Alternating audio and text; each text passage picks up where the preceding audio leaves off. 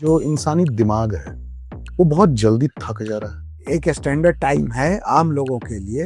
कहते हैं ना कि आप जब प्यार में होते हैं, मोहब्बत में होते हैं तो हर चीज बड़ी हसीन लगने लगती है। अगर हम कष्टप्रद क्षणों से गुजरते हैं या कोई ऐसी समस्या है जिसको हम सुलझा नहीं पाते हैं, एक नॉर्मल इंसान के प्यार में और एक न्यूरोलॉजिस्ट के प्यार में कितना फर्क होता है? नॉर्मली एक ब्रेन का वजन 1200 से 1400 ग्राम है।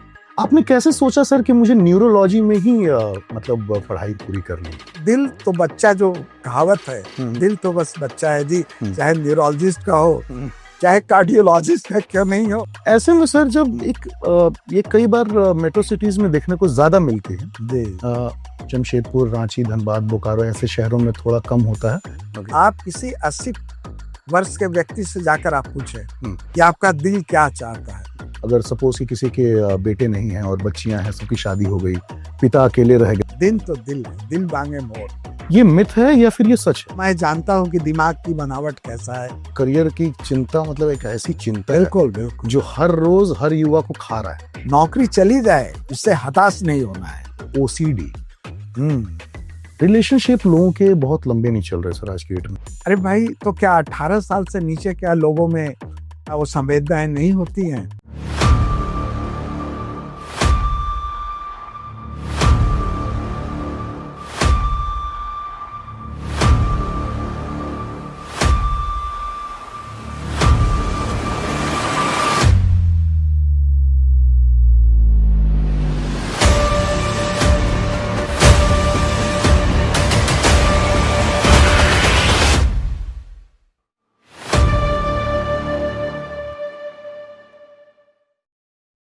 मैं कुमार निशांत और आप देख रहे हैं द इनफैक्ट नेटवर्क। आज हमारे साथ वो शख्सियत हैं जो केवल जमशेदपुर ही नहीं, झारखंड ही नहीं, बिहार, उड़ीसा, आप वेस्ट बंगाल की बात करें, ये वो इंसान हैं जो सिर्फ चिकित्सा को एक व्यापार का माध्यम नहीं रखते हैं।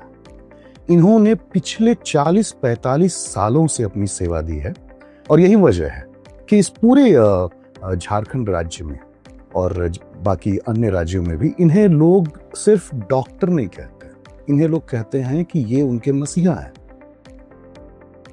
और उनका नाम है डॉक्टर एमएन सिंह। बहुत बहुत स्वागत है सर आपका। धन्यवाद। न्यूरोलॉजी बड़ा ही टफ कहिए, बड़ा ही मतलब इम्पोर्टेंट एक जी सब्जेक्ट है। आपने कैसे सोचा सर कि मुझे न्यूरोलॉजी में ही मतलब पढ़ाई पूरी करनी है?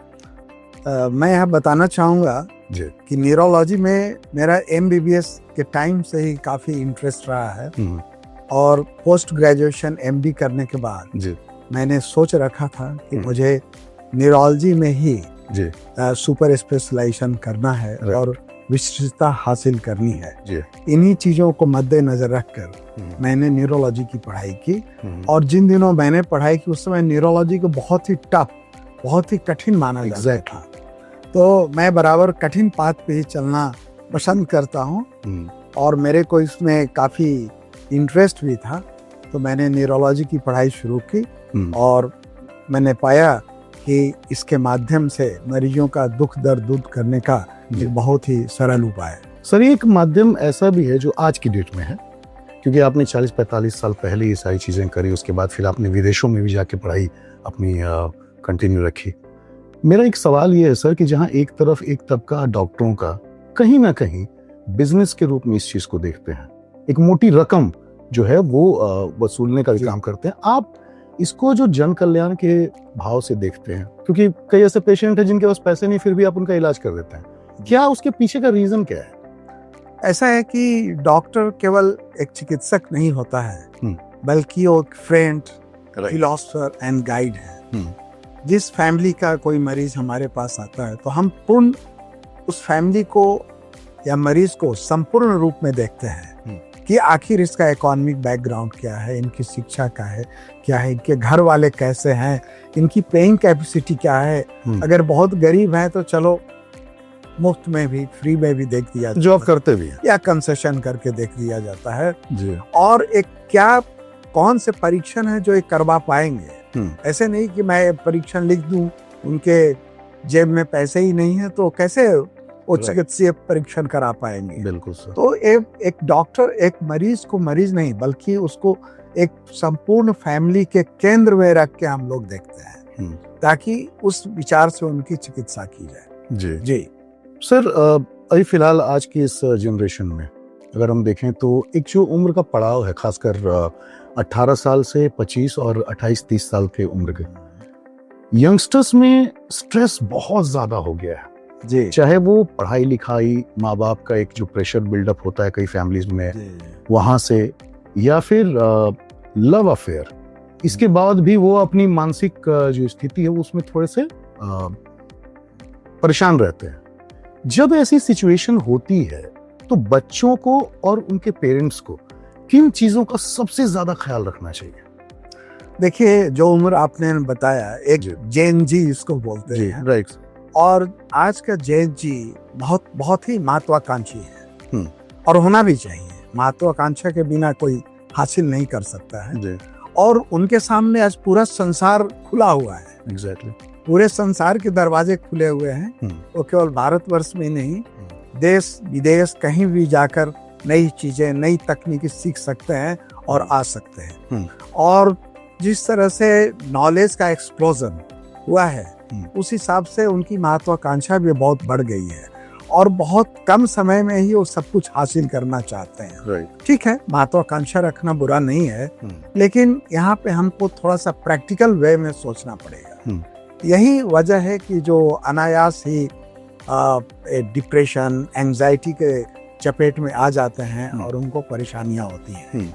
तो सबसे पहले कि पेरेंट्स को बराबर ध्यान रखना होगा कि बच्चे को समझाना है कि बेटा बस इस गति से ही चलो, ज्यादा ठीक है फास्ट चलना अच्छा है, लेकिन एक गति बना के चलो, ओवर स्पीड नहीं होना। हाँ, ओवर स्पीड नहीं हो, और ऐसी चीजें नहीं सोचना है जो कि पॉसिबल नहीं है नियर फ्यूचर में या हमारे उनके कुवत के बाहर की चीज है, लेकिन कोशिश करते रहना है। सर, माइग्रेन काफी तेजी से बढ़ रहा है, लोगों को माइग्रेन की समस्या मतलब इन अराउंड 25 हो जा रही है जी। क्या मूल कारण क्या है? देखिए, माइग्रेन एक ऐसी बीमारी है जिसमें जो हमारा मस्तिष्क है, जो बिल्कुल ही कुछ अलग ढंग से रिएक्ट करता है बाहरी संवेदनाओं के प्रति। जैसे कि हमें बहुत सारे लोग हैं जो ठंडा टॉलरेट कर सकते हैं, बहुत सारे स्ट्रेस है जिनको बहुत लोग टॉलरेट कर लेते हैं। जीवन में रोज ही छोटी मोटी बातें होती रहती हैं, लेकिन जो माइग्रेनर्स होते हैं, मतलब माइग्रेन से जो ग्रसित व्यक्ति होता है, उसका दिमाग छोटी छोटी बातों में कुछ ज्यादा ही रिएक्ट कर जाता है। बिल्कुल, जिसके कारण दिमाग के अंदर की जो खून की जो नलिकाएं हैं या ब्लड वेसल्स जिन्हें बोलते हैं, तो वो फैल जाती हैं और थ्रॉब करने लगती हैं और उन्हें थ्रॉबिंग हेडेक होने लगता है, जिसे हम लोग माइग्रेन कहते हैं। गुस्सा इतनी जल्दी क्यों आ रहा है सर आज की जनरेशन को? एक्चुअली आज का जनरेशन जो टारगेट बनाया हुआ है, जो हासिल कर सकता है, और जो प्रैक्टिकल एस्पेक्ट ऑफ लाइफ है, इसमें विषमता पैदा हो जाना ही चिंता, अवसाद, गुस्सा का कारण है। जी सर, एक जो सब्जेक्ट मैंने आपसे पूछा भी, जिस पे एक सवाल पूछा, क्योंकि मैं आए दिन जब कहीं जाता हूँ या फिर अपने आसपास देखता हूँ जो यंगस्टर्स, जो मतलब स्पेशली जो टीनेजर, बहुत जल्दी एक दूसरे से अट्रैक्शन होता है लड़के लड़कियों में, और उसको लेके वो इतना ज्यादा सोचने लगते हैं, एक अलग ही दुनिया बना लेते हैं।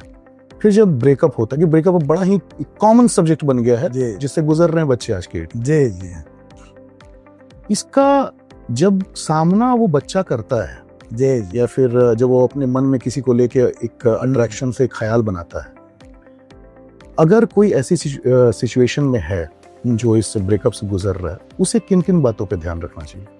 या आज के जो नौजुवक हैं या जेन जी जो पीढ़ी है, वो काफी भावनात्मक क्षणों से गुजर रहे हैं, क्योंकि इनके आपस संबंध भी जब बनते हैं तो काफी प्रगाढ़ हो जाते हैं, बहुत एक दूसरे से बहुत ही क्लोजनेस हो जाती है, और बिना आगे पीछे दाएं बाएं देखे काफी एक दूसरे से काफी मिक्सअप करने लगते हैं, और एक भावनात्मक स्तर पे काफी समीप आ जाते हैं।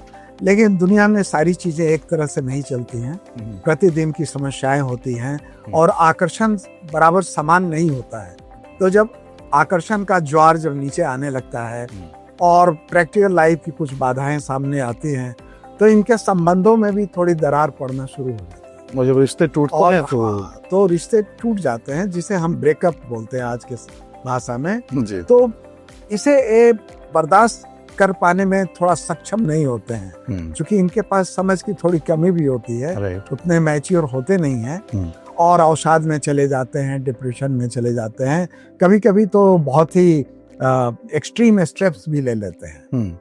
और मैं न्यूरोलॉजिस्ट हूँ, तो बहुत सारे ऐसे JNG के लोग हमारे पास आते हैं और अपनी समस्या मुझे बताते हैं, तो मैं बराबर इनको एक सहयोग देने की कोशिश करता हूँ मानसिक स्तर पे, कि नहीं बेटा ऐसा होता है और बहुतों के साथ होता है। अगर 10 मित्रता है तो ये जरूरी नहीं कि 10 चलेंगी, कभी कभी संबंध विच्छेद हो जाता है।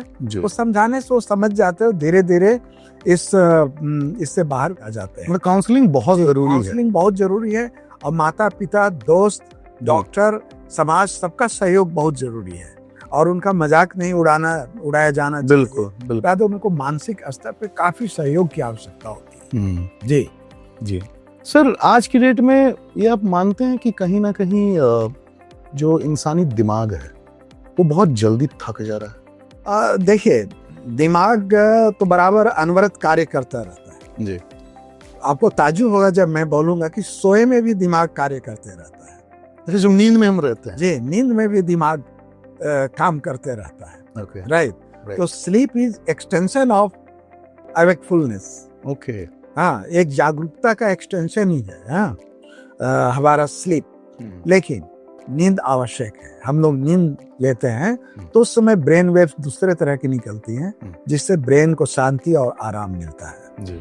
और जहां तक ब्रेन को थकने की बात है, अगर हम कष्टप्रद क्षणों से गुजरते हैं या कोई ऐसी समस्या है जिसको हम सुलझा नहीं पाते हैं, तो हमारा ब्रेन फटीग जल्दी हो जाता है, जल्दी थक जाता है। इसलिए जब हम कोई भी कार्य करते हैं तो बीच बीच में रेस्ट की बहुत आवश्यकता होती है। हाँ, बीच बीच में कोई प्लेजरेबल एक्टिविटी हो, चाहे म्यूजिक हो, गेम हो, या ऐसे ही मेडिटेशन हो, बीच बीच में कर लेने से मस्तिष्क फिर तरोताजा हो जाता है। और मस्तिष्क का तरोताजा रहना बहुत ही आवश्यक है, ताकि हम बिल्कुल ही डिसीजन जो हमारा है बिल्कुल सही हो और हम निरंतर काम करते रहें। जी। सर, क्या एक स्टैंडर्ड टाइम है जो इतना तो एक इंसान को सोना ही चाहिए, या फिर ऐसा कुछ नहीं है? क्योंकि कई बार हम देखते हैं कि कोई एक इन्फ्लुएंसर आता है, वो बोलता है कि नहीं, आप 4 घंटे में भी अपनी नींद पूरी कर सकते हो, 5 घंटे में भी। तो जो एक स्टैंडर्ड स्लीपिंग टाइम है, जो कहते हैं कि 7 घंटे 8 घंटे, ये मिथ है या फिर ये सच है?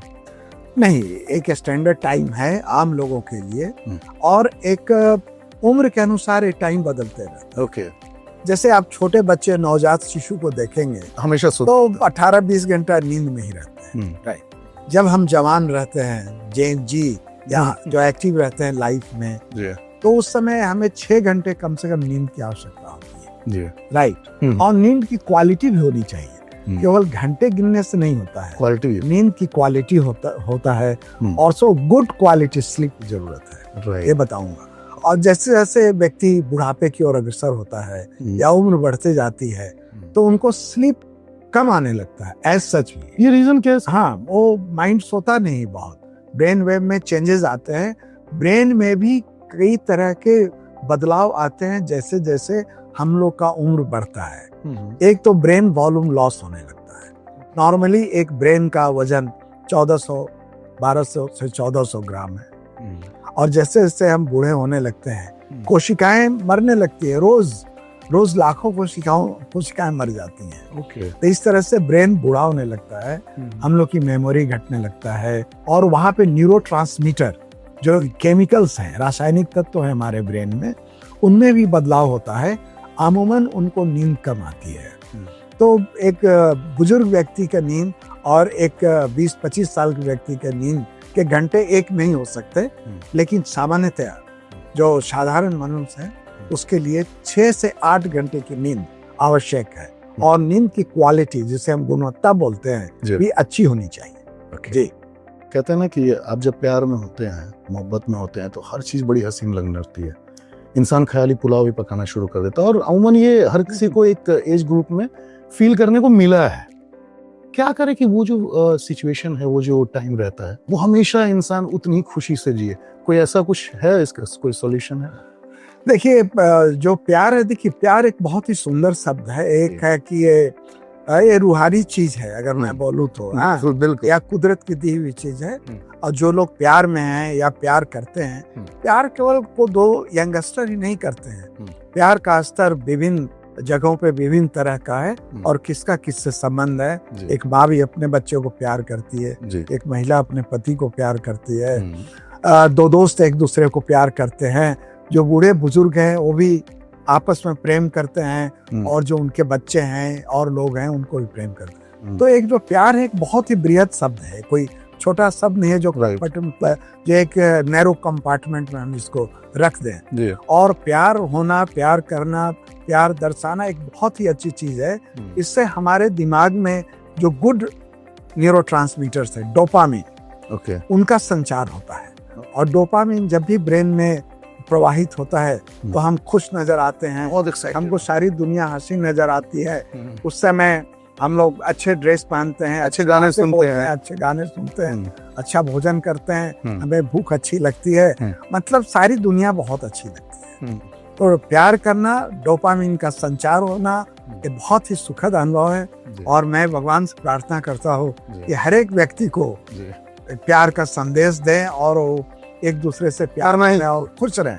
प्यार बहुत ही एकदम रूहानी चीज है। राइट सर, नॉर्मल इंसान के लिए तो प्यार का मतलब समझ में आता है, क्योंकि वो इस चीज को जानता नहीं है टेक्निकली। मतलब एज अ डॉक्टर तो आप बहुत सारी चीजें बता रहे हैं। एक नॉर्मल इंसान के प्यार में और एक न्यूरोलॉजिस्ट के प्यार में कितना फर्क होता है? उनका प्यार भी उसी तरह से है जैसे कि आम व्यक्ति हो। लेकिन आप लोगों को तो पता होता हो ना सर कि नहीं ये नहीं करना है, क्योंकि ये चीज करने के बाद ये प्रॉब्लम्स हो सकती है। तो एक लिमिट में हम सोचें या फिर कुछ है। देखिए, जैसे जैसे आपका मस्तिष्क प्रौढ़ होता है या मैच्योर होता है या सोचने समझने की क्षमता आती है, तो आप समझने लगते हैं क्या अच्छा है क्या बुरा है। लेकिन दिल तो दिल ही है। राइट, दिल तो चाहे, हाँ, दिल बराबर बच्चा रहता है। आप किसी 80 वर्ष के व्यक्ति से जाकर आप पूछें कि आपका दिल क्या चाहता है, तो वो बताएं कि दिल वही चाहता है जो एक नौजवान, एक बच्चा चाहता है। तो दिल कभी बूढ़ा नहीं होता। दिल एक तरह से आत्मा की तरह, बूढ़ी होती ही नहीं आत्मा जैसे। दिल बराबर जवान रहता है, बराबर अच्छी अच्छी बातें सोचता है। वो बात अलग है कि उम्र के प्रभाव से और समस्याओं के चक्कर में या परिस्थितियों के चक्कर में व्यक्ति अन्य चीजों में घिर जाता है। इस तरह से जो दिल की जो पुकार है, जो एक्चुअल उसको नहीं सुन पाता है। लेकिन दिल तो बच्चा, जो कहावत है, दिल तो बस बच्चा है जी। चाहे न्यूरोलॉजिस्ट का हो, चाहे कार्डियोलॉजिस्ट का क्यों नहीं हो, या आम जनता का हो, दिल तो दिल है, दिल मांगे मोर। राइट, लेकिन हमें वो समझ होनी चाहिए कि एक बॉर्डर लाइन क्या है। दिल की बात पे केवल ना चले, दिमाग लगाना जरूरी है। और रेखा को, मर्यादा की रेखा कौन सी है, राइट, यहाँ के उस पार नहीं जाना है जी। लेकिन मैं आपको बता दूंगा, चाहे कोई भी हो, वो रेखा कभी कभी क्रॉस कर ही जाता है। तो फिर समस्याएं आती हैं। कभी ऐसा हुआ है सर आपके साथ? कभी कुछ ऐसा हुआ सर जो आपको लगा कि आज नहीं, 40-45 सालों के बीच में पढ़ाई के टाइम पे? देखिए, ये तो स्वाभाविक चीज है। ये मैं बोल दूं कि नहीं, मुझे किसी से प्यार नहीं रहा, नहीं, ये तो मुमकिन है, मुमकिन नहीं है। बिल्कुल, ये तो होते ही रहता है। राइट, आदमी बराबर एक दूसरे से प्यार करना, एक दूसरे को समझना, एक दूसरे से आकर्षित होना, ये तो होता ही है। रिश्ते टूटने पे उससे सीख लेना। लेकिन वो कोई जरूरी नहीं कि जिससे भी मित्रता हुई, प्यार हुआ, संबंध बने और वो संबंध जीवन पर्यंत चलते ही रहे, फिर भी लोग मित्र रहते ही हैं। राइट, एक न्यूरोलॉजिस्ट सामने वाले की दिल की बात इजीली समझ लेते हैं सर, कंपेयर टू नॉर्मल? हद से हमारी समझ तो थोड़ी इसलिए ज्यादा हो जाती है क्योंकि इन समस्याओं को रोज मैं देखते रहता हूं। राइट, तो सामाजिक परिवेश या व्यक्ति का जो सोच है, व्यक्ति जो एक्शन लेता है और जो दुनिया में हो रहा है, उसकी समझ तो थोड़ी सी आम लोगों से ज्यादा होती है। और मैं जानता हूँ कि दिमाग की बनावट कैसा है, दिमाग का वो कौन सा हिस्सा है जो दिल मांगे मोर बोलता है, जिसे हम हिप्पोकैम्पस बोलते हैं। जहाँ की भावनात्मक संबंध वहीं से बनते हैं, वहीं कल्पनाएं बनती हैं, वहीं से सारी चीज। और उसमें उम्र की कोई सीमा नहीं है। उसकी उम्र की कोई सीमा नहीं है। तो हिप्पोकैम्पस, हिप्पोकैम्पस मतलब जो उम्रदराज भी है लेकिन आशिक मिजाज है, हम कह सकते हैं ये हिप्पो। मैं आपको बता दूं, जो आप आशिक मिजाज जो बोल रहे हैं या रंगीन मिजाज बोलिए, या जो भी बोलिए, उसकी कोई सीमा नहीं। ये तो सीमा तो समाज ने बना दिया है कि नहीं, अब 85 साल के हो गए, अभी प्यार नहीं है, अब किसी काम लायक नहीं है, मतलब उस काम लायक तो नहीं है, तो प्यार के लायक अब इनको माला वगैरह पहन लेना चाहिए, भजन की ओर में लग जाना, वानप्रस्थ की ओर चले जाएं, या मंदिर उंदिर रोज जाए, माथा टेकें, भजन कीर्तन करें। जी। तो समाज का एक प्रेशर भी होता है हर एक व्यक्ति के ऊपर। आदमी जब उम्र में बढ़ने लगता है तो उनको समाज की जो रीतियां हैं, रीति रिवाज है, या जो लक्ष्मण रेखा है, उसका ख्याल, उसको तो ख्याल रखना ही पड़ता है, क्योंकि उनमें मैच्योरिटी भी आ जाती है, तो जानते हैं कि पैर फिसले नहीं। राइट। तो ये बात होती है। लेकिन मैंने बता दिया कि मानवीय जो संवेदनाएं हैं वो समान है, चाहे कोई भी हो, उससे परे नहीं है। लेकिन जो हमारे ब्रेन का एक हिस्सा है जिसे हम फ्रंटल लोब बोलते हैं, वो इन चीजों को दबा देता है। कि नहीं, ये समाज के लिए उचित नहीं है, लोग क्या बोलेंगे। ऐसे में सर, जब ये कई बार मेट्रो सिटीज में देखने को ज्यादा मिलती है जी, जमशेदपुर, रांची, धनबाद, बोकारो ऐसे शहरों में थोड़ा कम होता है, बट हाँ, इक्के दुक्के केसेस ऐसे आते भी हैं जहाँ पे अगर सपोज कि किसी के बेटे नहीं हैं और बच्चियां हैं, सबकी शादी हो गई, पिता अकेले रह गए, तो घर वाले प्रेशर बनाते हैं कि भाई पूरी जिंदगी गुजारनी है, आपको शादी करनी चाहिए। अब वो समाज के डर से कि समाज वाले क्या कहेंगे, कैसे होगा, नहीं होगा, और उसमें वो नहीं भी कर पाते जबकि उनका मन होता भी है। मेरे भी एक आधे ऐसे परिचित है जिन्होंने शादी की और तकरीबन 55-60 में की है, अपने एज के अकॉर्डिंग जो लेडी उनके साथ की, उनकी जिंदगी बहुत अच्छी चल रही है। ऐसे जो लोग हैं, क्योंकि सर आज की डेट में जब केसेस बढ़ रहे हैं डिवोर्स के, जब केसेस बढ़ रहे हैं फैमिली डिस्प्यूट के, तो ये चीजें ज्यादा सामने आ रही हैं। तो ऐसे में जब इंसान अपनी लाइफ को रीस्टार्ट करने की सोचे, आपका सलाह क्या है सर, करना चाहिए नहीं करना? देखिए, जो शादी है, जो विवाह है, एक बहुत ही पवित्र बंधन है, दो आत्माओं का मिलन है। शादी किसी पे जबरदस्ती नहीं लादने का है। जब उन्हें ऐसा लगता है कि ये जो दो व्यक्ति हैं जो कि proposed bride and bride groom हैं, जब इनका वेव लेंथ मिलता है, इनकी सोच, इनकी समझ अगर मिल रहा है और अगर एक दूसरे से आकर्षित हैं, एक दूसरे से शादी करना चाहते हैं, तो किसी भी उम्र में शादी हो सकती है। उम्र का, शादी के लिए उम्र का कोई बंधन नहीं। ये तो मैंने आपको बता दिया कि एक समाज ने एक उम्र लिमिट तय कर दिया है कि ठीक है, और कानून में भी कि 21 साल से ऊपर हो गया 18 शादी कर सकता है। 18-21 लड़का लड़कियों कुछ थोड़ा अंतर है। हाँ। अरे भाई, तो क्या 18 साल से नीचे क्या लोगों में वो संवेदनाएं नहीं होती हैं? होती हैं, बिल्कुल। लेकिन शादी कर सकते हो, लेकिन कानूनन थोड़ी परिपक्वता आ जाए। हाँ, और एक एज, और परिपक्व होने के बाद ही शादी करनी चाहिए, क्योंकि अपने में जीवन में जब आप एक स्तर पे पहुंच जाते हैं, आप इस लायक हो सकते हैं कि आप जीविका चला सकते हैं, बिल्कुल, जिम्मेदारी उठा सकते, जिम्मेदारियां उठा सकते हैं, और आप किसी पे बहुत ज्यादा, फैमिली पे या फादर मदर या ब्रदर, किसी पे डिपेंडेंट नहीं है हर एक दिन की आवश्यकताओं के लिए, तो डेफिनेटली शादी की जा सकती है। लेकिन शादी की पहली शर्त है कि दोनों का जो मिजाज है मिलना चाहिए। राइट। जब वो नहीं मिलेगा तो फिर शादी कितने दिन चलेगी? नहीं चलेगी। यही होता है, कभी कभी क्षणिक आकर्षण से, कुछ टाइम आकर्षण से ऐसा लगता है कि नहीं, अब हम दोनों को शादी कर ही लेनी चाहिए। जो त्वरित जो डिसीजन लेते हैं, शादी कर लेते हैं, फिर बाद में पछतावा इसलिए होता है कि उनके जो संबंध हैं वो वेव लेंथ है और ब्रेन वेव है, वो तो नहीं मिले, केवल एक आकर्षण था जिससे शादी के बंधन में बंध गए, तो फिर उससे विमुक्त होना भी चाहते हैं। अब सर, थोड़ा धीरे धीरे करते करते जो करियर की चिंता, मतलब एक ऐसी चिंता है जो हर रोज हर युवा को खा रहा है। आज अगर कोई 50,000 रुपये कमा रहा है तो उसकी ये चिंता है क्योंकि 30,000 की EMI बना गया वो, जो आजकल बच्चों में देखने को मिल रहा है। मुझे चाहिए आईफोन ही चाहिए, मुझे एप्पल का ही मैकबुक चाहिए। अब हो क्या रहा है सर कि ऐसे में आप EMI के दौर में जब बढ़ते जाते हैं, नौकरी जब तक चलती है, जब एकाएक नौकरी जाती है वो जो प्रेशर क्रिएट होता है, और करियर में कुछ कर गुजरने की चाहत हर किसी की है, लेकिन वो कर नहीं जब पाता, वो भी कई बार लोग कुछ ना कुछ ऐसी हरकतें कर रहे हैं जो उनके लिए, उनके परिवार के लिए अच्छा नहीं है। करियर को लेके क्या एक मैसेज देना चाहेंगे सर यंगस्टर्स को कि ठीक है, मेंटल हेल्थ तो सबसे पहले इंपॉर्टेंट है, लेकिन जो प्रेशर क्रिएट वो कर ले रहे हैं, उसको लेके आपकी तरफ से एज ए डॉक्टर क्या मैसेज होगा? देखिए, जो कैरियर है इसके बारे में मैं बोलूंगा जी, कि हमें उसी क्षेत्र में आगे बढ़ना है जिसमें मेरी रुचि है।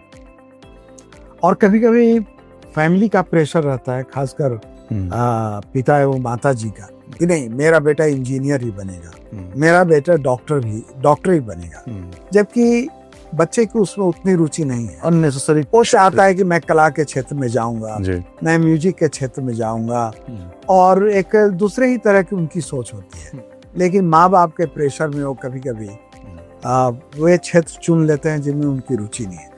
तो ऐसे में फिर उनको आगे बढ़ने में काफी दिक्कत होती है। अगर आगे बढ़ भी जाते हैं तो अपने करियर को ठीक से संभाल नहीं पाते हैं। राइट। तो मैं बराबर सलाह दूंगा यंगस्टर्स को, जो हमारे जो नवजुवक नवजुवतियां हैं, कि आप जीवन में वही करें, वही करियर चुने जिसमें कि आपकी अभिरुचि है और आपको मन लगता है।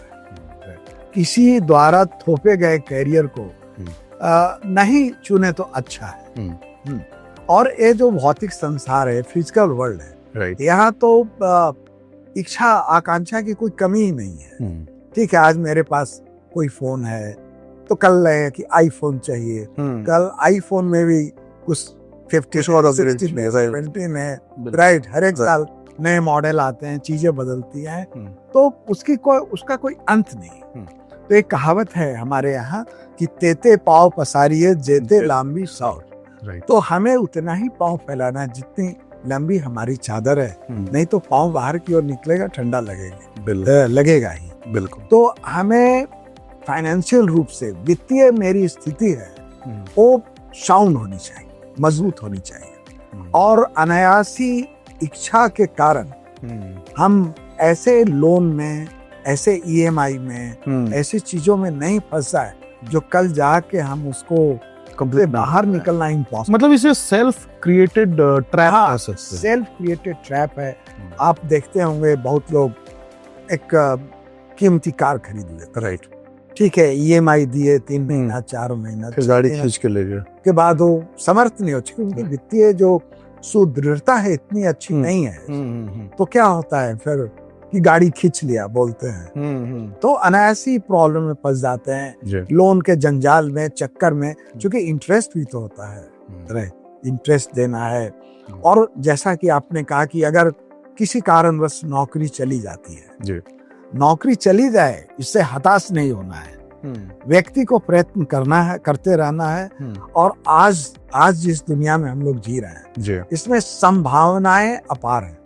मैं बोल दूंगा, संभावनाएं अपार हैं। और जो व्यक्ति कार्य करना चाहता है उसके लिए नौकरी की कोई कमी नहीं, राइट। मैं तो बोलूंगा कि आदमी की कमी है, जो राइट मैन या राइट पर्सन ढूंढना आजकल मुश्किल हो गया है। आदमी के लिए जॉब की कमी नहीं है, जॉब को राइट पर्सन की तलाश है, वो नहीं। सर, मोबाइल का अभी जो हम जिक्र कर रहे हैं, मोबाइल के यूज करने से, मोबाइल के यूजेस से दिमागी संतुलन के बिगड़ने की कितनी संभावना है? क्योंकि आजकल देखा जाता है बाइक चला रहे हैं तो गर्दन टेढ़ी है, ईयरफोन कानों में हमेशा रह रहा है जो यंगस्टर्स हैं, और फोन का ज्यादा यूज हो रहा है, चाहे वो सोशल मीडिया पे स्क्रॉल करते हुए रील्स देखना हो इंस्टाग्राम पे, या फिर तो ये जो सोशल मीडिया का जो एक प्रभाव है इंसानी दिमाग पे, वो भी स्ट्रेस का एक कारण है सर? बिल्कुल, मोबाइल फोन के कारण ही सोशल मीडिया है। या मैं बोलूंगा कि सोशल मीडिया मोबाइल फोन की देन है, राइट। जब मोबाइल फोन नहीं थे तो सोशल मीडिया भी उस तरह से नहीं था। मोबाइल फोन ने हमारे जीवन को बहुत ही परिष्कृत भी किया है, सुलभ भी किया है, बिल्कुल, साथ साथ में हमारे जीवन को काफी कठिन भी किया है और कॉम्प्लिकेटेड या कॉम्प्लेक्स भी किया है, राइट। हर एक चीज के दो पहलू होते हैं, बिल्कुल। तो आप जो बात बोल रहे हैं उसके डार्क साइड की बात बोल रहे हैं, राइट। देखिए, किसी भी चीज की अत्यधिकता अच्छी नहीं होती है। बिल्कुल। अगर हम बराबर सोशल मीडिया पे ही रहेंगे तो जीवन केवल सोशल मीडिया नहीं है। हमें उठना पड़ता है, उठ के काम करना पड़ता है, व्यायाम करना पड़ता है, हमें ऑफिस जाना पड़ता है, ऑफिस में काम करना पड़ता है। वहां तो हम सोशल मीडिया पे कैसे रहेंगे? मैं चिकित्सक हूँ, मैं सुबह आता हूँ अपने क्लिनिक में मरीज देखता हूँ, तो मरीज देखते हैं कि मैं कितने देर तक सोशल मीडिया में रह सकता हूँ।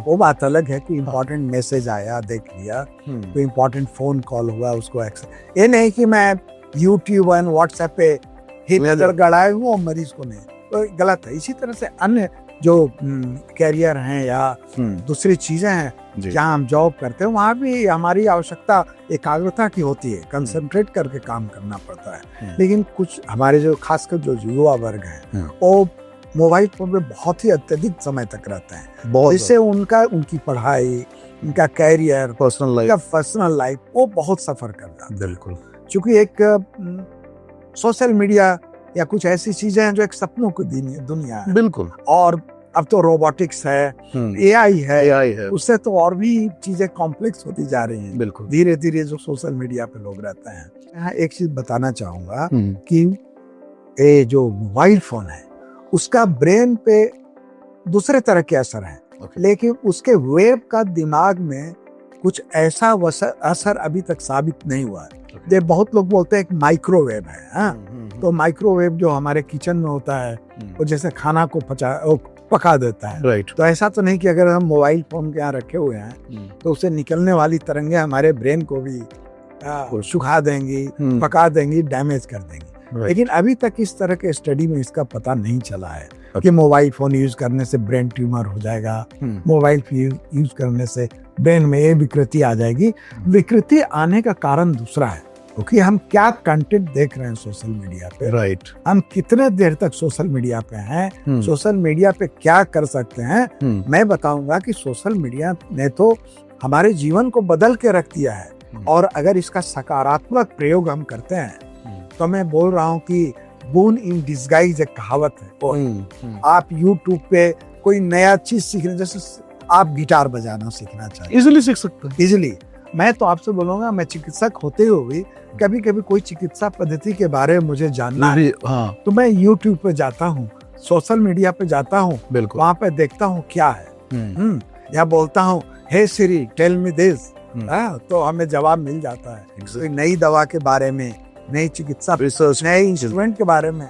मैं तो बोलूंगा कि मेरे लिए इतना ही बहुत ही सुखद अनुभव रहता है सोशल मीडिया को मैं चिकित्सीय और क्या बोलेंगे इसका मेडिकल प्रयोग में करता हूँ। मेरे लिए बहुत हेल्प, जानकारी बढ़ाने की, नई टेक्नोलॉजी को जानने की, नई चीज वहाँ पे है। बिल्कुल ना, आप वॉक भी कर रहे हैं तो मैं सोशल मीडिया से ज्ञान प्राप्त करता हूँ किसी विशेष दवा के बारे में, किसी बीमारी के बारे में, तो वॉक भी कर लिए, एक्सरसाइज भी कर लिए, और 1 घंटा या जो भी टाइम है मेरे लिए सदुपयोग हो जाता है, ज्ञानवर्धन भी होता है। तो ये डिपेंड करता है कि इसको आप कैसे प्रयोग करते हैं। राइट। आणविक शक्ति दुनिया में डिस्ट्रक्शन भी ला सकता है, और उसको जब हम न्यूक्लियर पावर को सही ढंग से यूज करते हैं तो उससे बिजली बनती है, उससे बहुत सारी होती है। बिल्कुल। तो ये आदमी के हाथ में है। आदमी की इच्छा शक्ति अगर मजबूत हो तो दुनिया में कुछ भी हासिल कर सकता है, कुछ भी कर सकता है। सर, आज के डेट में, बिकॉज आपके साथ हैं और ये पॉडकास्ट हो रहा है, रिलेशनशिप लोगों के बहुत लंबे नहीं चल रहे सर आज की डेट में, और स्पेशली अगर हम बात करें तो लोग बहुत जल्दी कोई ना कोई डिसीजन ले रहे हैं, लंबा समय नहीं ले रहे। बहुत लोगों से सलाह लेने में झिझकते हैं, जो पहले नहीं था। पहले जब लोगों को कोई परेशानी होती थी तो वो उनके घर वाले, उनके पेरेंट्स जो बड़े हैं वो उनके लिए डिसीजन भी लेते थे, बातचीत का एक मौका भी रहता था। न्यूक्लियर फैमिलीज होने के बाद इंडिविजुअल डिसीजंस बहुत जल्दी ले लेना, ये रीजन क्या है सर? क्या ऐसा हो रहा है जो लोग बिना सोचे समझे कुछ भी बोल रहे हैं, और कई बार मतलब रिश्ते इतने बिगड़ जा रहे हैं कि फिर उसको दोबारा बाद में पछताते भी हैं कि हमने ये रिश्ता क्यों तोड़ दिया, ये कैसे छूट गया। ऐसे टाइम में बजाय इसके कि आप कोई डिसीजन लें, किसी अच्छे काउंसलर से मिलना, डॉक्टर से मिलना, न्यूरोलॉजी का सहारा लेना और उसके साथ अपने लाइफ को रीस्टार्ट करना कितना आसान है सर? देखिए, जीवन में समस्याएं तो आती ही रहती हैं जी। संबंध बनाने में भी हमें जल्दीबाजी नहीं करना चाहिए। ट्रू। मित्रता करने में भी ठीक से परख कर, समझ बूझ कर ही दोस्ती करनी है। और जब दोस्ती हो गई, संबंध बन गए, तो उसके बिखरने के पहले ही हमें समझ बूझ कर उसको रिश्ते को तोड़ना चाहिए। सो दोनों ही चीजों में जल्दीबाजी बिल्कुल ही वांटेड नहीं है, गलत।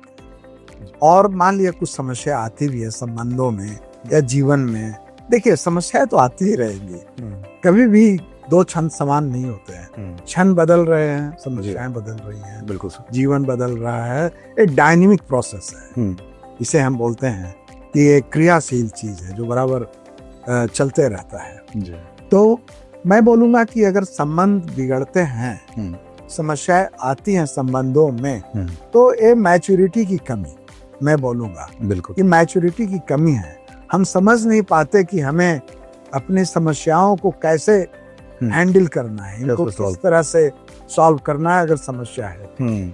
और आज के जीवन में देखिए स्ट्रेस भी बहुत है, बहुत ज्यादा स्ट्रेस है। क्यों?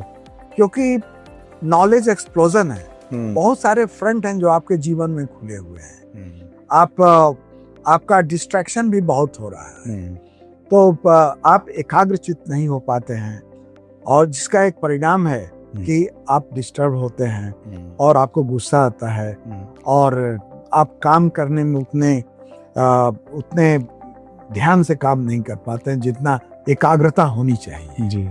तो एक तो है कि समझ की कमी, मैच्योरिटी की कमी, और संबंधों के संबंध में ज्ञान की कमी, एंड शीघ्रता। कोई भी चीज में बहुत जल्दी है हमें यार, आपसी संबंध ही नहीं, कोई भी चीज, पैसा कमाना है तो जल्दी कमाना है, चाहे वेज एंड मीन्स कुछ भी हो, चाहे हम जैसे पैसा कमाए। तो ये है। तो देखिए हर एक चीज का एक अपना समय होता है, कुछ चीजें समय से पहले आप नहीं कर सकते, वक्त लगेगा, कोई भी काम में वक्त लगेगा। बिल्कुल। एक मानव के लिए एक बच्चा पैदा होने में भी एक जेस्टेशन पीरियड होता है, बिल्कुल सर, राइट। अगर समय से पहले वो बच्चा पैदा हो जाए प्रीमैच्योर होगा, तो प्री मैच्योरिटी बोलते हैं। जिनके सर्वाइवल में प्रॉब्लम है, सर्वाइव भी कर गए तो आगे के जीवन में समस्याएं, स्वास्थ्य समस्याएं ज्यादा आएंगी। उसी तरह से हमारे जीवन के अनेक क्षेत्र में भी तरह तरह की समस्याएं, उनके समाधान भी अलग अलग है, और उसे हमें कैसे हम कर सकते हैं, परस्पर ज्ञान से, मैच्योरिटी से, अपने दोस्तों से सलाह ले सकते, अपने माता पिता है उनसे समझ करके, या कुछ नहीं है तो काउंसलर के पास जाकर हम चीज समझ सकते हैं।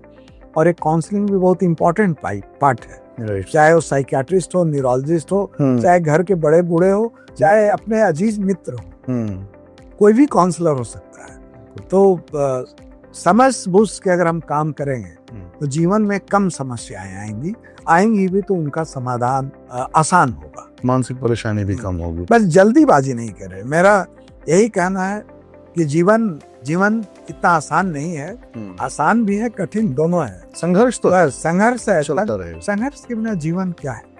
आप संघर्ष नहीं करेंगे, संघर्ष से भागेंगे तो आप जी भी नहीं पाएंगे ठीक से।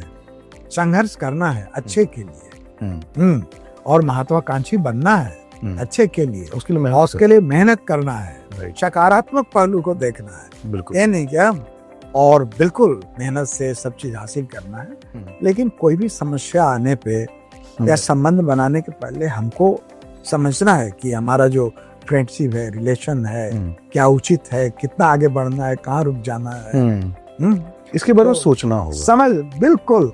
और हम लोग या जो जैन जी के बारे में आजकल लोग बहुत ही बात करते हैं, तो जैन जी केवल समस्याओं से ही नहीं जूझ रहा है, देखिए वो बहुत होशियार भी है, वो इंटेलिजेंट भी है। आज जो इंटरनेट चल रहा है, इतने साइंटिफिक तरक्कियां हो रही हैं, आखिर इसे कौन कर रहा है? यही लोग। आज कौन कर रहा है सब? बिल्कुल हमारा जैन जी ही कर रहा है, 80 साल का बुढ़ा आके नहीं कर रहा है। तो ये कहते हैं ना कि जैन जी एकदम बेकार है, केवल सोशल मीडिया पे ही रहता है, बिल्कुल लेजी हो गया है, सोते ही रहता है। नहीं, वो सब कुछ करता है, कमियां उनमें हैं, लेकिन आप उनके उज्जवल पहलू को भी तो देखिए, जो ब्राइट स्पॉट है। आज जो भी दुनिया में हो रहा है, आज जो बैंक चल रहे हैं, जो सारे यंगस्टर्स ही हैं जो आज जो डिजिटल वर्ल्ड जो चल रहा है, इसको कौन चला रहा है? बिल्कुल वही जेन जी बच्चे हैं, या थोड़ा जेन जी के बाद जो 5-10 साल जो जाते। तो इनके भी बड़े मतलब टेक्निकल नाम आ गए हैं सर जी, जो आज सुनने के बाद बड़ा अजीब लगता हाँ, है। जो भी है उम्र को विभिन्न उसमें बांट दिया, कैटेगराइज कर दिया राइट। तो जैन जी ठीक है, कमियां है, लेकिन वो बहुत ही पॉजिटिव काम भी कर्मठ भी है, राइट, और ऐसी ऐसी चीजें कर रहा है जो जिसके बदौलत आज हमारा जीवन सुगम हुआ है, नहीं तो दुर्भर हो जाता जीना। Right sir. राइट सर आज की डेट में तो आपके पास पेशेंट्स आते हैं जी, न्यूरोलॉजी से जुड़े हुई कौन सी बीमारी के जो पेशेंट है सबसे ज्यादा आते हैं सर? देखिए न्यूरोलॉजी में 3-4 बीमारियां हैं जो बहुत ज्यादा देखने को मिलती हैं। ओके, जैसे ही जो मानसिक समस्याएं बोले आपने कहा, ये न्यूरोलॉजी और साइकियाट्री का बॉर्डर जोन है, राइट। राइट, हम लोग दोनों मिलकर इस समस्या को समाधान ढूंढते हैं। ओके, लेकिन जो प्योर न्यूरोलॉजी है तो उसमें सबसे इम्पोर्टेंट हेडेक। आज हेडेक सबसे इम्पोर्टेंट नंबर 1 न्यूरोलॉजिकल। दूसरा है एपिलेप्सी, मिर्गी जिसे बोलते हैं। तीसरा है स्ट्रोक, और चौथा है डिजेनरेटिव डिजीज, जैसे डिमेंशिया जिसे बोलते हैं, इस तरह की बीमारियां, या पार्किंसोनिज्म हो गया, इस तरह की बीमारियां। सब इन पे बेस्ड सर फिल्में भी बनी हैं। हाँ, और डिजेनरेटिव डिजीज जैसे कि स्पाइनल डिसऑर्डर्स, जैसे स्पॉन्डिलाइटिस, ये बहुत ही कॉमन है, कॉमन हो गया, राइट। तो बहुत सारी बीमारियां हैं न्यूरोलॉजी में, राइट। मानसिक समस्याओं के छोड़ के भी और दूसरी है जी। सर आपको ऐसा लगता है कि जो पेशेंट्स होते हैं वो मतलब क्लिनिक तक आने में, डॉक्टर से कंसल्ट करने में थोड़ा टाइम लगाते हैं और उनको थोड़ा पहले आना चाहिए, ऐसा आपको महसूस होता है? देखिए, हाँ, बिल्कुल सही बोल दिए। जैसे टाइम का बहुत ही महत्व है चिकित्सा के क्षेत्र में। जैसे मैं एग्जांपल दूंगा, अगर किसी व्यक्ति को स्ट्रोक, लकवा का अटैक आता है, राइट, तो अगर 4.5 घंटे के अंदर कुशल चिकित्सक के अस्पताल में उन्हें ले जाया जाए तो इस समस्या का निराकरण हो सकता है। दवाई एक निकली है जिसे हम टेनेक्टिप्लेज कहते हैं, ओके, या TPA बोलते हैं जी, जिसको अगर लगा दिया जाए तो उनका लकवा रिवर्स भी हो सकता है। ये कितने घंटे के बीच में सर? 4.5 घंटे के अंदर। ओके, तो देखिए, यहाँ समय का महत्व है। यहाँ समय, इसे हम बोलते हैं कि टाइम इज माइंड। एग्जैक्टली। जैसे इस वर्ष अभी तुरंत ही मनाया गया था विश्व स्ट्रोक दिवस। तो इसका जो ब्रह्म वाक्य था, जो स्लोगन था, जी, था क्या? Every minute counts. Exactly, every minute counts. समझिए समय कितना महत्वपूर्ण है। सही बात। तो किसी भी बीमारी के लिए, मैं तो स्ट्रोक का एक एग्जाम्पल दे रहा था, और भी कोई बीमारी है, चाहे जैसे ही बीमारी हो, हृदय संबंधित, न्यूरो से संबंधित, तो उनको समय पे और जितना जल्दी हो हमें कुशल चिकित्सक से मिलना चाहिए ताकि उसका निराकरण की जा सके। देर होने से समस्याएं बढ़ेंगी, फिर रिवर्सल भी हो सकता है। राइट जी सर, ये मिर्गी जो आता है, मिर्गी का दौरा जो आता है लोगों को, पहले ये दिखाया जाता है मिर्गी आने पे लोग अपने मोजे निकाल सुंघा रहे हैं, जो बहुत ज्यादा मतलब फिल्मों तक में हमने ये चीज देखी है। और खासकर एक हर किसी के मन में जो है अमूमन ये रहता है कि अगर वो देख लेता है कोई किसी को मिर्गी आई है ऑफिस में, घर पे या फिर कहीं भी, तो उसको वो मोजे निकाल के सुंघाए। क्या वो समय है जो करना चाहिए जो उसके आसपास के लोग हैं उस पेशेंट के साथ? जी देखिए, ये बहुत ही आवश्यक है कि अगर आपके आंखों के सामने किसी व्यक्ति को मिर्गी आ जाए तो हमें क्या करना है और क्या नहीं करना है, ये बहुत ही जरूरी है। पहले मैं बताऊंगा कि क्या करना है जी। और मैं यहाँ संदेश देना चाहता हूँ आपके माध्यम से कि मिर्गी भी अन्य बीमारियों की तरह एक बीमारी है। ये कोई भूत प्रेत या कि जादू टोना या किसी का छाया नहीं है। आज भी हमारे गांव में लोग ये समझते हैं कि मिर्गी एक भूत प्रेत की छाया है। ये बिल्कुल ही गलत अवधारणा है और लोग मिर्गी के मरीजों को एक तरह से साइड ट्रैक कर देते हैं। तो ऐसी बात नहीं। मिर्गी भी जैसे डायबिटीज है, हाइपरटेंशन है, वैसी एक बीमारी है, इसकी चिकित्सा संभव है। अगर हमारे आंखों के सामने किसी व्यक्ति को मिर्गी आ जाए तो उसके कपड़े ढीला, जैसे टाई ढीला कर दें। क्यों? कि उस समय मसल्स काफी स्टिफ हो जाते हैं, रिलैक्स, सांस का लेना भी थोड़ा मुश्किल होता है, और जैसे कुछ तरल पदार्थ उनके मुंह से थूक वगैरह निकलने लगता है। तो अगर हम उसको सीधे लिटाएंगे तो वो चला जाएगा उनके फेफड़े में, तो उनको साइड में लिटा देते हैं ओके और उनके जो नेक टाई वगैरह है उसको ढीला कर देते हैं कपड़ों को, और जो कंपन हो रहा है मिर्गी के मरीज को उसको कभी भी बलपूर्वक रोकने की कोशिश नहीं करते। ओके, उनके हाथ पांव नहीं पकड़ने चाहिए। नहीं, उसको आप रोक नहीं सकते हैं, उससे या तो बोन फ्रैक्चर हो जाएगा या उनको ज्यादा चोट हो जाएगी, तो उसको अनायास ही बलपूर्वक नहीं रोके। ओके, ये है जी। और मिर्गी धीरे धीरे दौरा 2-4 मिनट में शांत हो जाता है अधिकतर केस में। अगर मिर्गी के दौरे नहीं रुक रहे हैं तो उनको तुरंत किसी नजदीकी अस्पताल में ले जाना चाहिए जहां आईवी इंजेक्शन देके रोका जाएगा। मिर्गी के दौरे से किसी की मौत होती है सर? जी, अगर मिर्गी के दौरे हो ही रहे हैं जिसको स्टेटस एपिलेप्टिकस बोलते हैं, ओके, जो कभी माने कई एक दिन तक चल सकता है, आदमी कोमा में चला जाता है, उसकी मृत्यु हो जा सकती है अगर कुशल चिकित्सा नहीं मिली। तो ये सब चीजें करें, लिटा दें और उनको थोड़ा वहां भीड़ नहीं लगाए। अगर आसपास को नुकीली चीज है जैसे कोई टेबल कुर्सी, तो उससे चोट लग जाए उनको, क्योंकि हाथ पांव का अनायास ही मूवमेंट काफी होता है। तो ये सब करना है। और क्या नहीं करना है, जैसे उनको जूता चप्पल नहीं सुनना है, प्याज नहीं सुनना है, उनके मुंह में जबरन उंगली नहीं डाले, उनके मुंह में चम्मच नहीं डाले, क्योंकि उस समय क्लिंचिंग ऑफ टीथ हो जाता है। उससे क्या होगा, या तो आपकी उंगली कट जाएगी या उनके दांत टूट जाएंगे, मरीजों को टूट जाते हैं। इससे फायदा कुछ नहीं होना है, केवल नहीं करना है, राइट। अच्छा, और क्या नहीं करना है, उस समय कोई दूध पानी दवा मुंह में नहीं डालना है, क्योंकि उससे उनकी मृत्यु हो जा सकती है, क्योंकि वो दवा पानी फेफड़े में चला जाएगा और वहीं पर उनकी मृत्यु हो जाएगी। आए दिन कई ऐसे केसेस आते हैं सर जो सुनने को खबरों में दिखते हैं कि डॉक्टर की लापरवाही से कहीं कुछ गड़बड़ हो गई और उसके बाद फिर डॉक्टर जो है वो माफ़ी मांगते हैं और जो भी लॉ के अकॉर्डिंग है वो चीज़ें होती हैं। जो आज का वो वर्ग जो मेडिकल करके डॉक्टरी करना चाहता है, डॉक्टर बनना चाहता है, जो मेडिकल में आना चाहते हैं, उनके लिए आप क्या मैसेज देना चाहेंगे? देखिए, जो भविष्य में चिकित्सक बनना चाहते हैं या चिकित्सा क्षेत्र में प्रवेश पाना चाहते हैं, मैं यही कहना चाहूंगा कि देखिए, अगर आपको इस क्षेत्र में अभिरुचि है तभी जाएं, क्योंकि मेडिकल की पढ़ाई बहुत लंबी होती है। हम समझते हैं शायद सबसे लंबी पढ़ाई मेडिकल की है। अगर लगातार पढ़ा जाए तो 15 साल है, लगातार अगर जब तो 15 साल की पढ़ाई है, राइट।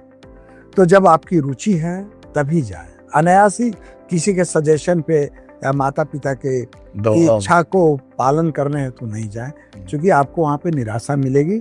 यहाँ बहुत ही मेहनत है, बहुत लंबी पढ़ाई, और अगर आप पास भी कर गए तो वो आप अपने और उसके बाद जस्टिफाई नहीं कर, उसके बाद भी आपका जीवन इतना सुखमय नहीं होगा, आपको मरीज ही देखते रहना पड़ेगा।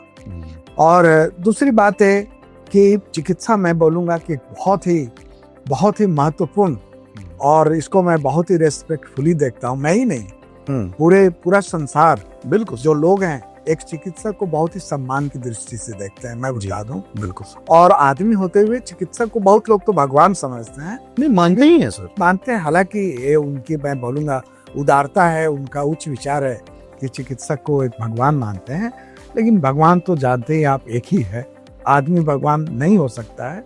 लेकिन हाँ, हम ऐसा कर्म करें जिससे लोग समझे कि हाँ बहुत अच्छा इंसान है, बहुत अच्छा।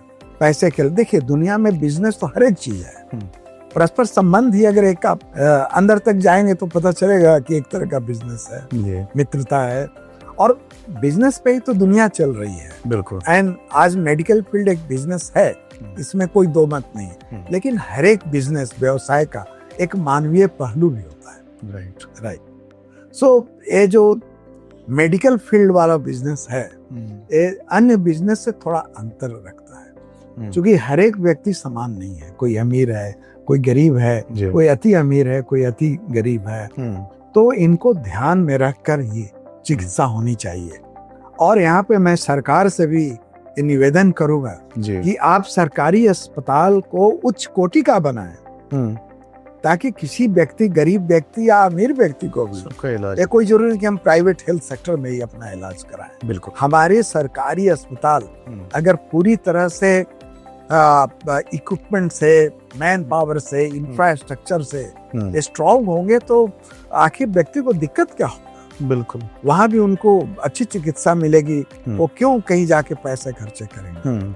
और आज बहुत सारे ऐसे सरकारी अस्पताल हैं जहाँ अच्छी चिकित्सा मुहैया की जा रही है, लेकिन अभी भी गुणवत्ता में विकास होना जरूरी है जी। गुणवत्ता और अच्छी होनी चाहिए। तो ऐसा नहीं होगा। और जो प्राइवेट हॉस्पिटल हैं, देखिए वो भी तो बिजनेस कर रहे हैं, राइट। और बिजनेस में एक प्रॉफिटेबिलिटी एक बहुत ही बड़ा फैक्टर है जी। वो सच्चाई है, चाहे कटुता हो या कटु लगे तो लगे, लेकिन कोई भी बिजनेस प्रॉफिटेबिलिटी के कोई भी करता है, कोई जैसे बहुत सारे निजी अस्पताल हैं, मैं नाम नहीं लूंगा, सब कोई जानते हैं। तो जब तक उनकी प्रॉफिटेबिलिटी नहीं रहेंगी तो अपने अस्पताल को चलाएंगे कैसे। उन्हें कोई सरकारी मदद तो मिलती नहीं, वो जमीन खरीदते हैं, उसमें बिल्डिंग बनाते हैं, करोड़ करोड़ के इक्विपमेंट है, चिकित्सक को बुलाते हैं, उनको सैलरी देते हैं, और मरीज की चिकित्सा में बहुत खर्च होता है अस्पताल को, तो उन्हें उन खर्चों को तो मरीजों से ही रिकवर करता है। एक तरफ सर इस चीज को देखते हैं, और दूसरी तरफ में अगर हम देखें तो एक लंबे समय तक आपने टीएमएच में अपनी सेवाएं दी। जी जी जी। आप जब देखते हैं सर कि जो मरीज हैं वो आते हैं किसी भी डॉक्टर के पास में, तो एक तरफ तो जो देखने को मिलता है ना, जो डॉक्टर अपने मरीज से प्यार से बात करता है, उनके अपने घरेलू तरीके से उनसे बर्ताव करता है, मरीज की तो आधी बीमारी वहीं खत्म हो जाती है। क्योंकि पूरा एक कहीं ना कहीं मुझे ऐसा लगता है सर, आप ज्यादा बेहतर बताएंगे, कि वो जो एक ट्रस्ट होता है डॉक्टर और पेशेंट के बीच में, वो जैसी क्रिएट होता है तो सामने वाला मेंटली इतना स्ट्रांग फील करता है अपने आप को, उसकी बीमारी वहीं आधी खत्म हो जाती है। और दूसरी तरफ हम कुछ ऐसे डॉक्टर्स को देखते हैं जो बहुत ही प्रोफेशनली बिहेव करते हैं अपने पेशेंट्स के साथ। ये हुआ है, ये कर लो, ये दवा लो, ये इतने बार खाना, बस दोबारा पूछने पे सीधा कहते हैं बाहर जाओ, बाहर बता देंगे। और जहां मैंने आपको देखा आज भी कि जो सवाल आपसे कोई पेशेंट पूछ रहा है, आप उसको बड़े प्यार से 2-3 बार समझा रहे हैं, फिर बोल रहे हैं बेटा तुम आना, फिर दोबारा देखेंगे। क्या रीजन है सर, ये चेंजेस क्यों है? देखिए मैं आपको बताऊंगा। देखिए ये जो मेडिकल प्रैक्टिस है या ट्रीटमेंट जो है, ये कोई केवल साइंस नहीं है। ओके, साइंस है, लेकिन केवल साइंस नहीं है, वो तो एक पहलू है। जी। Science and arts of medical practice या पेशेंट ट्रीटमेंट, इसका आर्ट्स भी है, एक कला भी है। वो कला क्या है कि आपको उस पेशेंट के स्तर पे आके उनको देखना होगा। समझा। ठीक है, आप बहुत बुद्धिमान हैं, बहुत पढ़े हुए हैं, और हमारे सामने जो एक मरीज बैठा है, हो सकता है वो गांव से आए हैं, बिल्कुल, उनकी शिक्षा उतनी नहीं हो, उनकी समझ भी जितना हम इंग्लिश समझते हैं उनकी नहीं हो, बिल्कुल, राइट। लेकिन बीमारी तो उनको है, हमको उनकी चिकित्सा करनी, मेरे को चिकित्सा थोड़े अपने वो करनी है कि मैं अपने ही लेवल पे बात करूंगा। राइट। मुझे तो उस व्यक्ति के लेवल पे आके बात करना है जिसकी मैं चिकित्सा कर रहा हूँ। वो जिस भाषा को समझते हैं, हमको वही भाषा बोलना होगा। गांव के व्यक्ति से मैं इंग्लिश में बात करूंगा तो उसके लिए क्या है, वो ग्रीक है। तो उनके उसके मानसिक स्तर तक आना होगा, उसके सामाजिक स्तर तक आना होगा, उसके आर्थिक स्तर तक भी आके सोचना होगा, और पहले एक तारतम्य बनाना होगा, एक वेवलेंथ आपको फिक्स करना होगा। चाहे अब तब उनसे बात कीजिए, उनको इलाज कीजिए, दवा लिखिए। दवा लिखना तो एक साइंटिफिक एक प्रोसेस हो, तो आप करेंगे ही। लेकिन हम समझते हैं अगर साइंस एंड आर्ट्स देखा जाए मेडिकल प्रैक्टिस का, तो science is just 30%। Okay, yes sir. And your behaviour, your attitude, your empathy towards the patient, ये 70, it counts 70%। I tell you sir, वो रीजन वो समझ भी आता है, और शायद यही वो वजह है कि लोग डॉक्टर एमएन सिंह को केवल डॉक्टर एमएन सिंह नहीं मानते। जी जी। और वो चीज़ मैंने खुद भी देखी और वो समझ में भी आता है। सर, जो पेशेंट नहीं आ पाते आप तक, या फिर कई ऐसे पेशेंट है ना जो घर में हैं, उनको लगता है कि अगर हम जाएंगे ना तो फिर हो सकता है कि लोग हमें बोलेंगे कि यार कहीं ना कहीं इसका दिमाग खराब है। ये एक धारणा ऐसी है जो लोग डॉक्टर तक नहीं पहुंच पाते, उनके लिए क्या मैसेज है सर? देखिए ये जो इस तरह के जो व्यक्ति है जो मानसिक समस्याओं से पीड़ित हैं, नॉर्मली ये लोग चिकित्सक से के पास जाने से बहुत ही घबराते हैं। वो जाते ही नहीं, वो बोलते हैं घर वालों को मेरा दिमाग ठीक है, तुम जाओ अपना इलाज कराओ, राइट। तो एक्चुअली वो अपने समस्या को समझ ही नहीं पा रहे हैं। तो जाना चाहते ही नहीं। तो ऐसे लोगों को या तो आ गए तो देख के हम लोग दवा लिख देते हैं, मान लीजिए नहीं भी आए, जैसे वीडियो कॉल से देख दिया। ओके। या कभी कभी ऐसा होता है कि मरीज को बिना देखे हुए भी उनके जो परिवारजन हैं उनके द्वारा बताए तरीके से हम लोग कुछ दिनों के लिए दवा जरूर लिखते हैं। उसके बर्ताव का जी, हालांकि ये बहुत लीगल नहीं है, लेकिन मरीज की समस्या को सुलझाने ये 5 दिन ये दवा खिला के है, तो ये दवा देने से उसकी समस्या कुछ हद तक कंट्रोल में आ जाती है। तो इस बात के लिए वो तैयार हो जाता है कि अच्छा चलते हैं डॉक्टर के पास, राइट। तो हम लोग ऐसा करते हैं। और बात सही है, मरीज कभी कभी नहीं आना चाहते हैं, नहीं हमको क्या हुआ है कि अब जाएंगे, हमको कुछ हुआ ही नहीं है, साफ साफ बोलते हैं। सर एक चीज जो सबसे ज्यादा बढ़ रही है, और ये क्वेश्चन मेरी तरफ से है, वो है सर ओसीडी। ये एक ऐसी चीज जो मैंने अपने कई दोस्तों में देखा है जी। कई दोस्तों के घर में जाके मैंने देखा है, उनकी सिस्टर्स के साथ, उनकी माओं के साथ। ये क्या वो चीज है सर कि एक इंसान एक ही प्लेट को 9 बार धो रहा है। कोई इंसान अगर उसे घर आया और वो गया तो वो कपड़े फिर से धो रहा है। मतलब ये जो ओसीडी है सर, ये किस हद तक है लोगों के दिमाग में? उस पर कई फिल्में अभी रेगुलर बन रही हैं, और इसका इलाज कैसे होता है सर? संभव है इलाज? देखिए, ओसीडी एक तरह का मानसिक विकार है। ओके। ओसीडी का मतलब है ऑब्सेसिव कंपल्सिव डिसऑर्डर। मतलब वो ऑब्सेस्ड होते हैं, उनके दिमाग से ये बात निकलती ही नहीं, निकाल नहीं पाते हैं। जैसे वॉशरूम से आए जी, हाथ फिर उन्होंने धोया, तो उन्हें लगता है नहीं मेरा हाथ ठीक से साफ नहीं हुआ, अभी भी गंदा है, फिर धोया। या फिर कुछ छू लिया तो उसके बाद गंदा हो गया, फिर धोया, मैंने कुछ भी। तो अपने हाथ को मैंने लगातार धोते रहते हैं, मैंने पानी से लग जाता है सर। हाँ, बहुत सारे लोगों को साबुन पानी बार बार उपयोग करने से देखिए कि उनके हाथ भी कुछ स्किन प्रॉब्लम, ड्राई हो गया है, स्किन उतर रही है। हाँ, जो बार बार, उसके बावजूद नहीं मानते सर। और उनके दिमाग को लगता है नहीं साफ नहीं हुआ, और करो और करो। तो ये तो हाथ धोने की बात है। कभी उनको सफाई से भी होता है, नहीं घर एकदम साफ होना चाहिए। कोई आ गया घर में तो जैसा आपने बताया वो घर को फिर धुलाई कर रहे हैं पूरे। बहुत बार तो माताएं, कुछ माताएं ऐसी हैं, उनका बच्चा अगर जब टॉयलेट गया तो ठीक है, उसको केवल टॉयलेट साफ नहीं करेंगे, उसको पूरा नहला देती हैं बच्चे को। हाँ, जितने बार हो गया, चाहे मिक्चुरेशन हुआ या पॉटी किया, उतने बार बच्चे को नहलाते हैं। अब वो छोटा बच्चा जो कि मान लिया साल का 2 साल का है या नवजाती है, अब उसको इतने बाद नहलाएंगे आप, तो फिर वो भी तो ठीक कंसल्ट करना चाहिए ना सर ऐसे लोगों को डॉक्टर से तुरंत। एब्सोल्युटली, बिल्कुल तुरंत। और मैं बताना चाहूंगा कि ओसीडी का ट्रीटमेंट है, दवाइयां आज बहुत अच्छी आई हैं जिससे ओसीडी में काफी सुधार होता है। महंगी होती है सर दवाई? कोई खास महंगी नहीं, अन्य दवाओं की तरह ही होता है, राइट। लेकिन उनका अगर जब समुचित सेवन किया जाए, कुशल चिकित्सक को दिखाया जाए, ठीक हो, इलाज किया जाए, तो काफी सुधार होता है। ये मरीज भी समझता है कि मैं जो कर रहा हूँ, बार बार हाथ धो रहा हूँ, ठीक नहीं है, लेकिन वो बेचारा परेशान है दिमाग के हाथ। राइट, दिमाग उसको इंस्ट्रक्ट कर रहा है, नहीं धो, अभी तो साफ नहीं हुआ, दो दो दो, और वो लगातार ऐसे कर। हाँ, उनके बेड पे कोई आके बैठ गया, पूरा बेडशीट चेंज, तुरंत बेडशीट चेंज। कभी कभी तो जो विवाहित जो है महिला पुरुष, कभी कभी अगर मान लिया दोनों में से किसी एक को ओसीडी है तो बड़ा मुश्किल हो जाता है, वो साथ सो नहीं पाते, साथ बैठ नहीं पाते, बड़ा मुश्किल हो जाती है। बिल्कुल।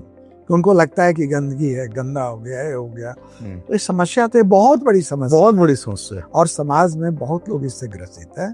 और जिन्हें बीमारी है, चाहे वो पुरुष हो चाहे महिला हो, मैं उनसे आग्रह करूंगा कि आप कुशल चिकित्सक से जाएं और अपना इलाज करें। आज आपसे बात करके सर, और न्यूरोलॉजी के साथ, मतलब सोशल चीज़ों में जो समाज में हो रहा है, लोगों पे कितना प्रेशर है, स्टूडेंट्स हैं, रिलेशनशिप में, बहुत सारी चीज़ों पे आपने बहुत ही खुल के बात की। और वाकई जो आपने मैसेज दिया कि 30% ही केवल मेडिसिन जो एक फॉर्मेलिटी है जो डॉक्टर्स लिखते हैं और वो ट्रीटमेंट के लिए, वो ठीक है, बट 70% जो आपकी जो कला है, जो पेशेंट को उनके साथ बिहेव जो है वो, या फिर उनके साथ बातचीत करना, उनके दुख को समझना, उनकी तरह से उनके लेवल पे जाके उनसे बात करना ताकि वो कंफर्टेबल हो, ये वाकई में मेडिकल में और खासकर जो नए युवा पीढ़ी के डॉक्टर्स हैं उनको भी समझने की ज़रूरत है।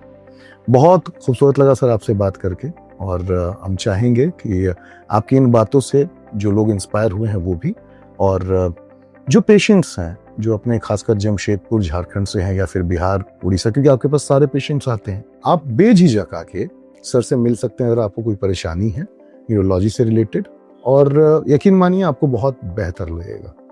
Thank you so much sir, बहुत बहुत शुक्रिया। धन्यवाद।